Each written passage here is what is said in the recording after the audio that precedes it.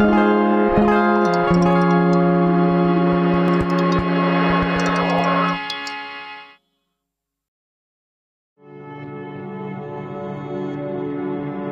all the forms of fighting known to man, one name strikes fear further into the hearts of those who hear it: bare-knuckle. For hundreds of years, the men of Britain have rammed their unprotected fists into each other's bodies to decide who was the hardest of them all.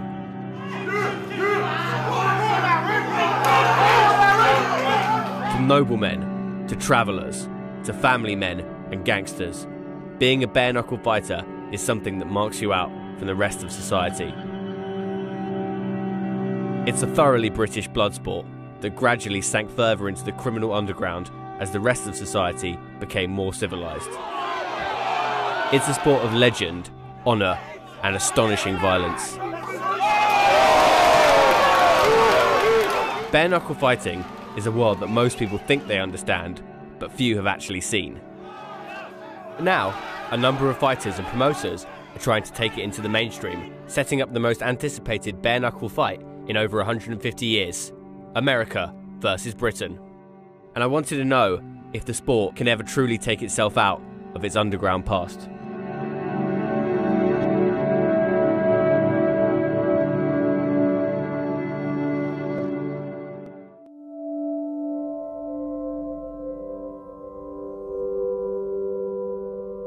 The common perception of bare-knuckle fighting is that only Irish travellers and East End hard men still do it. But in actual fact, there's still a thriving underground, and the fighters come from all walks of life. And it originates here in the UK. I'm here in Hinckley, just outside Leicester, to meet Andy Toplip. Now, Andy runs a promotion company called Bad Promotions, and what he aims to do with that company is to kind of bring bare-knuckle into the mainstream. It's an up-and-coming fight company, and I do it because I love the sport, and I want the sport to grow. Intrigued to know more about the history of bare-knuckle and why now it seems to be on the up, we met at a patriotic pub just outside Leicester. Andy, how's it going? Hey, nice to meet you. You right? All right? Yeah. What is the history of bare-knuckle fighting in England and Britain? Bare-knuckle fighting as a sport was absolutely categorically English. It was an English thing. The Europeans feared Englishmen for their fighting ability. It's actually a British heritage, bare-knuckle fighting is. It's where boxing comes from. Certainly in the 18th century, very, very a big sport. Even the royal family, they would want to know who won, you know, if it was a big fight. They were like superstars of today. And how about your own background? How did you get into bare-knuckle? From a very young age, to be honest with you. You know, I was brought up in the travelling community. My hands, they're destroyed basically now. They're deformed because of it. Obviously, in the bare-knuckle world, there has always been quite a lot of input with criminals, do you know what I mean? I wanted to push all of that out. I wanted that gone. You know, I decided to do Bad and keep it as a proper sport. I really want to get this regulated and get it mainstream. We started the first UK belt since, you know, way over 100 years. And then I thought, well, one extra step and we'll go for the Atlantic belt, which is a real historic event. I'd always wanted to get, you know, an American to come over. Jason Young, this is the man who I've dreamt of getting over into this country. We were making history with this guy being here. The last time an American was in this country fighting for a belt, you know, against the UK champion, 1863. It's a big deal. Jason had flown into the UK prior to the fight and had surrounded himself with some of the most knowledgeable fighters in the UK, including ex-bare-knuckle champion Paddy Monaghan, famous for his friendship with Muhammad Ali. 3 years it's took us to get you here, isn't it? 3 years, but I'm here. Yeah. No excuses. No excuses, I'm here. That's it. And you're going to nowhere to run. Prove the boys wrong, innit, eh? Oh, yeah. But he couldn't stick around for long, as he was off to Wing Chun Grandmaster Samuel Kwok's martial arts retreat in Blackpool, a man who apparently once trained with Bruce Lee. Clearly, Jason was taking this fight very seriously. But whilst my own experiences of fighting are fairly pathetic, I was intrigued to meet a man who'd been fighting since the age of 10, James Gypsy Boy McCrory from Newcastle, a living legend in the bare-knuckle scene and the man pitted up against Jason Young in the Atlantic title fight. We met him at his local haunt, a 50s themed diner in the centre of town. So what's good here? Everything is good, but the burgers are huge. Like, the reason why I come here is because Bird brings this here. They just come here and it doesn't sell beer, you know what I mean? So that's the truth, like. Your nickname is Gypsy Boy. Where does that come from? Obviously, I've travelled all over. I've lived in Ireland and worked all over. Is being Irish a big part of your kind of fighting heritage? Yeah. I love Ireland. I love going back there. I love seeing my mum. I love it. I love spending time with my family, honestly. I love sitting on the settee, like there, cuddle watching TV, me, big softy. I love my family. You know, loads of people, they, like, you know, they treat me, get full of rides and all that crap, but I just prefer to get full of Guinness and full of food, you know. It's a much more fun way of doing it. Aye. My days have been a model of well gone, so don't worry about the old six-pack anymore, me, you know what I'm saying? You got the keg? That's it, I've got a full keg and all. James, a self-professed softie and family man, invited us to his house to meet his charming and long-suffering girlfriend, Leanne. I love being an even sort of part, you know, I'm Jack the lad, but then I don't know where my bread's buttered, you know what I mean, and I've got a good girl and she's put up with a lot. Hopefully, one day, I'll marry her, like, you know. What does she do? Drives me fucking bonkers, mate. Are it toots? Just how are you, lads? Yeah. Hey, how's it going? How's life? Just want a cuppa? Well, actually, I'm fine. Me and James are very, very different. Like, you couldn't get two people more different in regards to what we're like, how we've lived our lives, choices we've made. How do you feel about him being considered like a legend?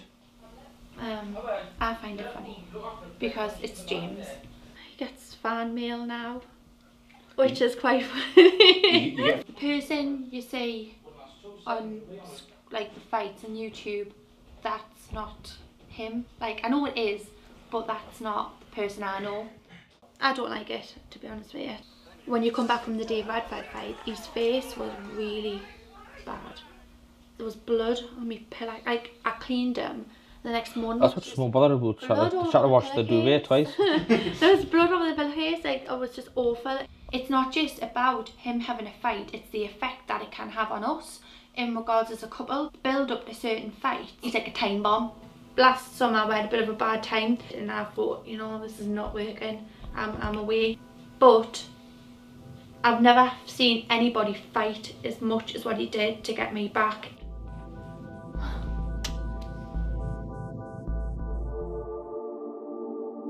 Having learned about the origins of bare-knuckle and spent time with some of the biggest names in the game, it was time to see it in the flesh. BBAB was holding an event in Colwyn Bay, North Wales. The first fight between a pair of seemingly well-matched middleweights was over in seconds. The second and last fight of the night was something that will stay with me forever. Seth Jones, a 46-year-old local solicitor and lunatic known as the Bangor Hammer, took on a man 20 years younger than himself, only to go the distance in a fight that was as controversial as it was thrilling.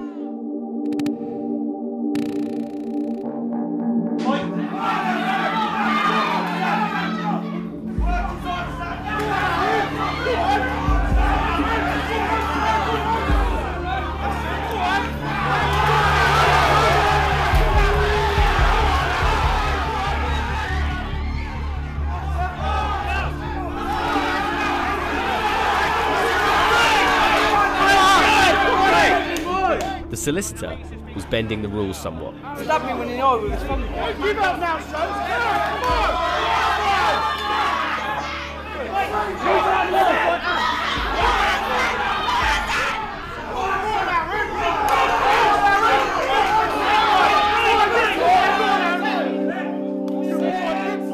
After what seemed like hours, they called it a draw.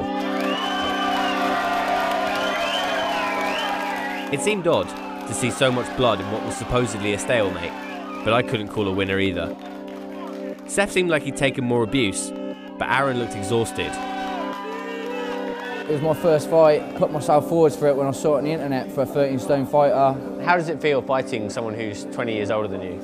Don't really matter, I've had street fights with older people since I've been young, you know what I mean? Used to get in trouble fighting and all that lot. Do you think it'll make you a more peaceful person? Yeah, I'm peaceful anyway. But you also get in a lot of street fights. How does that kind of I used to get in street fights when I was younger because I used to hang around with the wrong crowd. My adrenaline was going a bit too much. Now I know how it feels, I can control it a little bit more, I think, in my next fight. I couldn't shout on my left eye, I got poked in it, but I think, yeah, it's a good result from both of us. I'm chuffed with it. And how do you feel right now? Buzzing.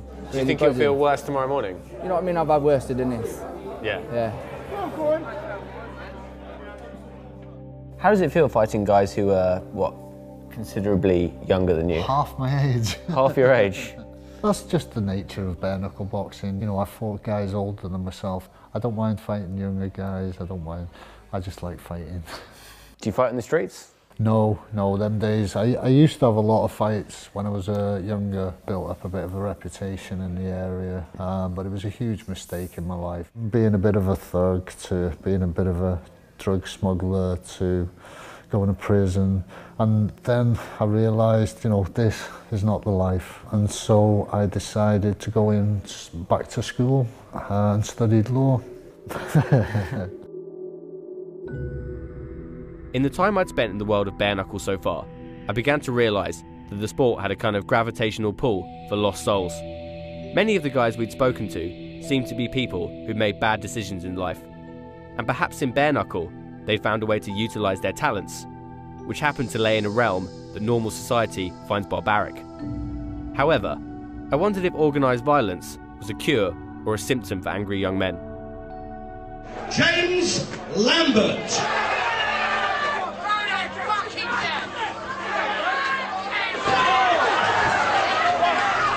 Hello friends, it's James, the author of Be Happy in 24 Hours. I used to be a very unhappy person, very violent person, bare-knuckle fighter, bouncer and unlicensed boxer.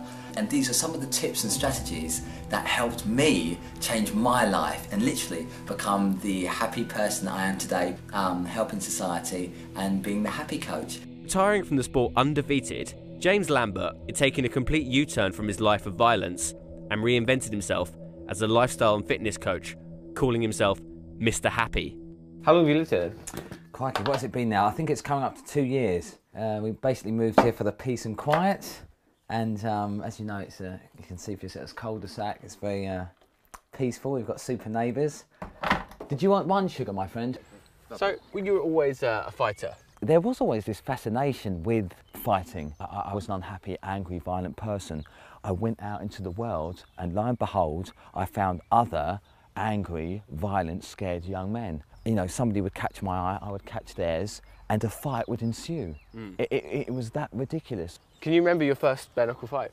Of course. Mixed emotions even to this day because I was terrified. I used fear as a form of energy, transmuted that into positive energy that drove me into my victories. But again, I found it very empty. When I got home, I was still left with my problems, not just outside, but in my mind. So the fight did nothing to make me happy. And did you know other fighters who felt similarly? Well, you see, this is the thing, it's never spoken about, certainly not within that world where emotion is immediately and very directly equated with weakness. A leopard can change his spots, and that's very important because I hear it a lot, and it's a mind virus, and we accept things because they're said. They're not always true. We have to examine this. And so I want you may be a parent and your son or daughter could be going through difficulties. Never give up on them. Never give up on them. Your brother, your son, your friend could be an alcoholic, a drug addict. Never give up on them. People have the power to change inherently in them. I've done it myself. Even when you win, there was great pain. You know, my ribs could have been fractured or broken, you know, always cuts to the face. But worse than that was the mental trauma. It was realising again what I had done, the person that I was becoming, and that really did affect me mentally. I think now looking back, I became depressed. I suppose there were thoughts of self-harm maybe, thoughts of actually, you know, if this is it, I don't actually want to be, I don't want any part of this.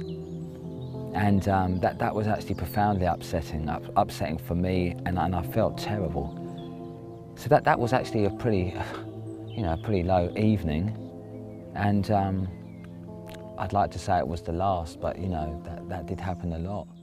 James had removed everything that would remind him of his past life as a violent young man, apart from a punch bag which still hangs in the garage where he coaches his clients. Do you still hit the bag? Actually, I've personally chosen not to. I suppose it's about 2 years ago when I decided to fully refrain from fighting, and for me that's violence in word, thought and deed. So for me, at this current point in my life, I'm open to change. It might change next week. You know, other people can keep it controlled. I fear that the anger wouldn't just stay here, and again it would leak into other aspects of my life. So I've just made a personal decision to not hit anything, if you like, for a while. And so far I've been good to my word. Meeting James is really surprising because here you've got a guy who's in the bare-knuckle game for years and came out of it undefeated, yet in some way he feels kind of ashamed, and he will admit that he is haunted by his past. And looking at what he does now, it seems that his entire life is this kind of struggle to put that to bed, and he does seem to be winning that struggle, admirably so. And the Mr. Happy thing, I guess, is a way of him keeping that down. But behind that Mr. Happy persona, you do see flashes of the old James, this kind of machine that used to render men unconscious, as he said. But he will be the first to admit that, and he says that, you know, he hasn't conquered his demons yet. Now, in this kind of suburban life, perhaps he's fighting his biggest battle of all. The first UK versus US bare-knuckle fight in over 150 years is just days away. So we've come back to Newcastle to see James McCrory, who's in the middle of his training preparations. Get in, weights down. Like all your opponents, you've got to give them the chance at the start, you know what I mean? So when you're coming out, are there any kind of like routines? Newcastle means a lot to us, and Ireland does, and we wear Newcastle top and me Irish shorts. Bastard. Where would you like to see the sport going? Maybe 10, 15 years time, you know, it'll be hitting big arenas, you know, but I'll be, well, maybe, I may not. If the money comes good, I'll look after myself, I might still be fighting in 15 years time. It's all about the pressure, like. It's all about the pressure, boys. So I can handle it now, innit? Thrive under pressure. Oh. Woo! Cheers, mate. Right, out. Can you explain to me what it's like in the pit? It's only like 3 bales a here, right this way, 3 bales here this way, and you're taking 2 steps, you know, into the centre, and then you're there, you know. I'd be like faking with a job or moving my hand about, you know what I mean? If you can like establish your job, it's a good thing, you know what I mean? And then like, obviously you get the 1, 2 in, you know what I mean? And then, you know, obviously you're going to move your head a bit, you know, what I'd be trying to do if someone's jobbing me, you know?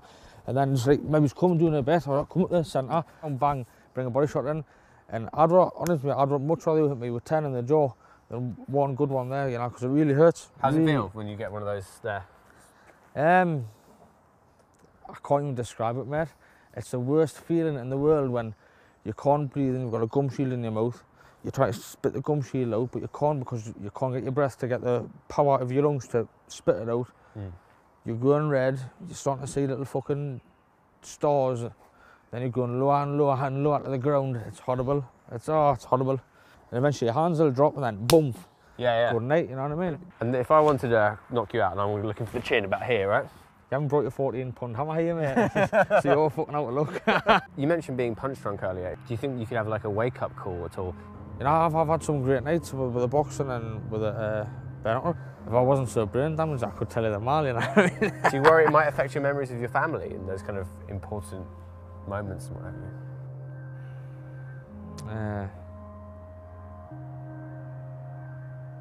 Well, it probably already has, you know. I mean, I can remember the day that my dad died. I can remember it all, every single second of it.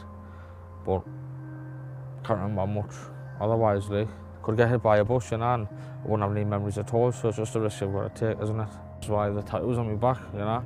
McCrory is a Catholic cross, the shamrock in for my dad, and no fear. You haven't got to be scared out in life, man. You just go for it, whatever happens, happens.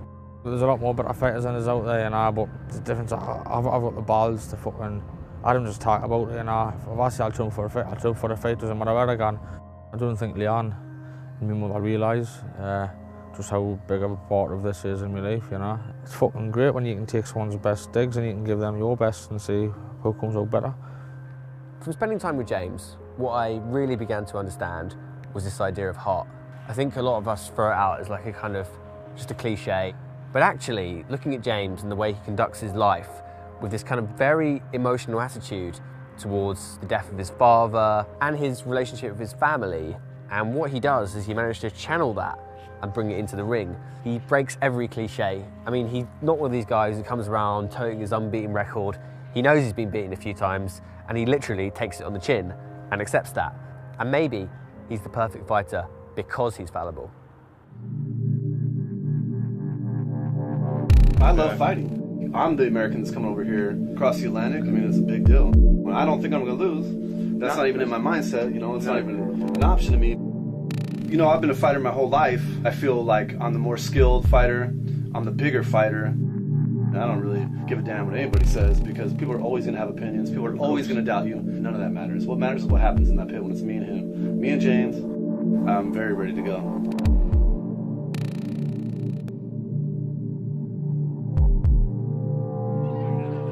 It was the bare-knuckle extravaganza down in South London. The US versus UK transatlantic showdown, the biggest bare-knuckle fight in recent history. 2 champions, one from America, one from the UK, fighting for this belt. Time is 1863, and this belt is But before the title fight, we were treated to a few other tear-ups in the build-up to the main event. It was a festival of physical abuse. blood, guts, glory. I want to see people going for it.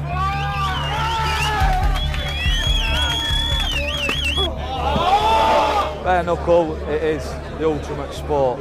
Yeah, ultimate tear-up. Just enjoy seeing getting in there, you know, real punches and no fucking around, you know what I mean?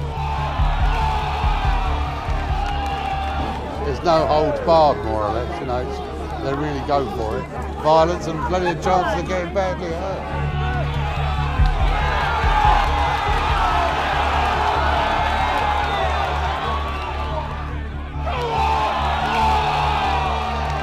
Fucking good buzz, you know what I mean? It's one of the best buzzes I've ever had, you know what I mean? Like, it's up there with sexy for me. England is the home of bare-knuckle. I think the British, it's in the blood.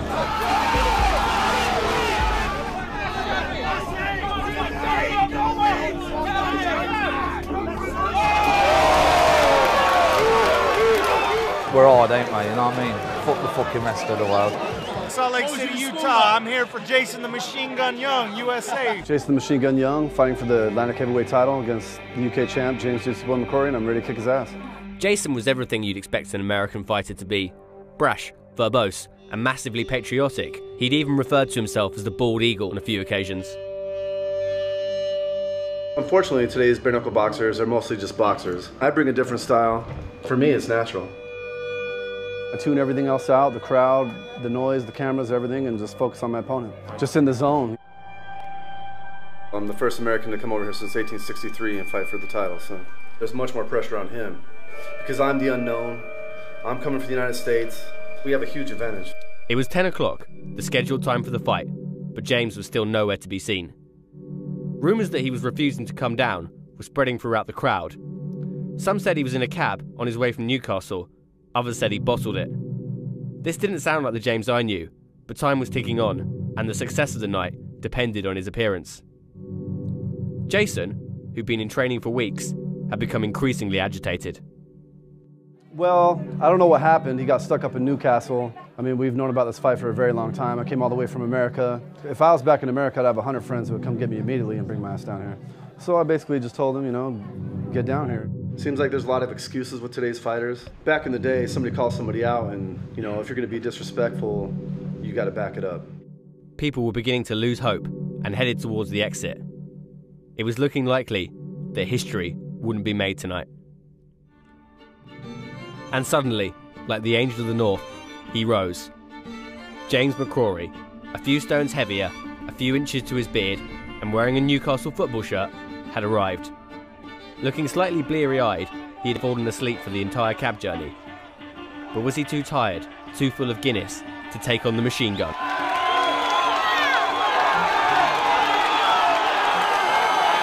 After weeks of build-up, training, mind games, and the threat of one of them not even turning up, the Atlantic title fight was about to start. We were here, on the edge of history. America versus the UK, toe-to-toe, bare-knuckle.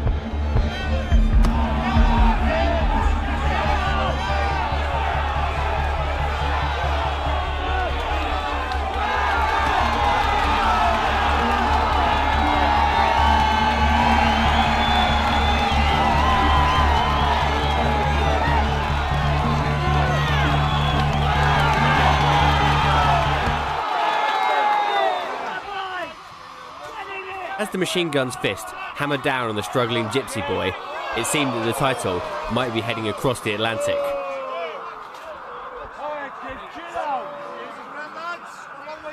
But McCrory had other ideas.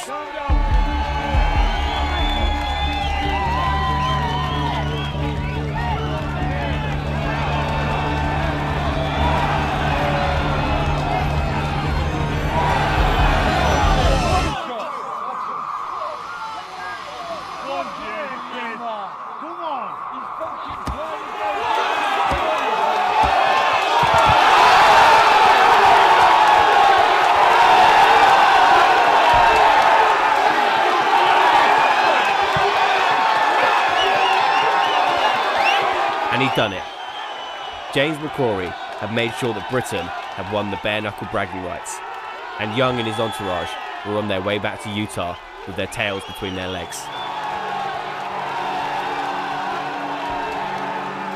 His victory marked a step into the big time, not just for Andy Toplip's company, but for bare-knuckle as a sport. And perhaps it had moved closer to everyone's dream of it becoming the biggest, nastiest, and most exciting blood sport in the UK.